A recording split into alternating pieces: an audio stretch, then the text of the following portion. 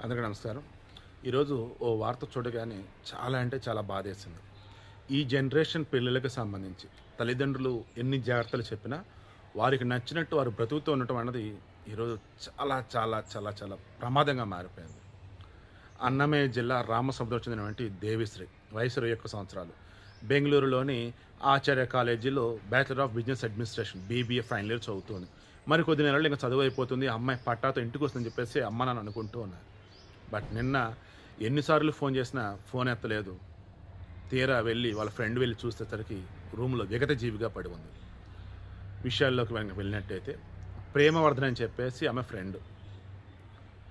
అతను మొన్న ఆదివారం రోజు ఆ అమ్మాయి ఉన్నటువంటి ఎలకలహల్లి సమ్ ఏరియా మార్నింగ్ అరౌండ్ 9:30కి తను ఇద్దరు రూమ్కి వచ్చారు. ఆమె కాలేజీలో చదువుతూ బయట రూమ్లో ఉంటుంది. మరి ఆమె రూమ్కి వస్తున్నప్పుడు మరి ఫ్రెండ్ అనుకున్నారో లేదని అప్పుడు బంధువులు అనుకున్నారో తెలియదు. ఆ ఓనర్లు అడగలేదు. సరే బెంగళూరుకి అలవాటు అయిపోయింది.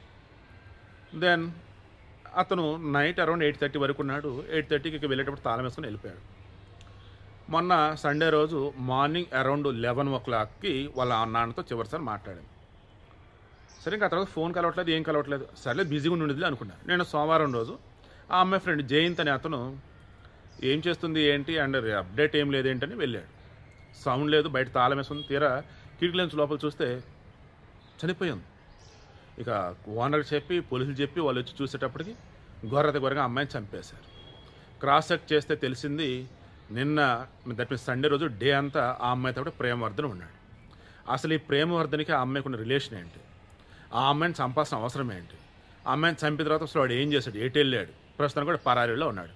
వీడి యొక్క మెయిన్ ఇంటెన్షన్ మర్చిపో వాడిది వచ్చేసి మరలా మన చిత్తూరు జిల్లా పొంగనూరు దగ్గర చౌడేపల్లి ఏరియా. వాడు తెలుగువాడే. రాష్ట్రంలో ఉన్నప్పుడు మన తెలుగులు అని చెప్పేసి మన వాళ్ళు దగ్గర అవుతూ ఉంటే ఫ్రెండ్లీగా ఉంటూ ఉంటే అది అవతల వాడు స్వార్థంగా తీసుకోవటమో లేదన్నప్పటికీ వేరే రకాలు తీసుకొని అన్యాయంగా దారుణంగా పిల్లల్ని చంపేస్తున్నారు. ఈవిడకి మెయిన్ ఇంట్రెస్ట్ మీకు అర్థమైందా? అమ్మాయిలని నాకు అమ్మాయిలాగా ఉండండి, అబ్బాయిలని నాకు అబ్బాయిలాగా ఉండి, ఒకవేళ అమ్మాయి అబ్బాయి కలుసుకొస్తే బయట అన్న కలుసుకోండి. అండ్ ఫ్రెండ్షిప్ అంటే ఫ్రెండ్షిప్, లవ్ అంటే లవ్. నా ఉద్దేశంలో లవ్ అంటే ఈ జనరేషన్ తెలియట్లేదు కాబట్టి లవ్ వద్దు, ఓన్లీ ఫ్రెండ్షిప్. అదేవిధంగా రీసెంట్గా వచ్చేసి ఫ్రెండ్ విత్ మ్యూచువల్ బెనిఫిట్స్ తొక్కతో లేదో పెడుతున్నారు. అది కూడా వద్దురా నాయన.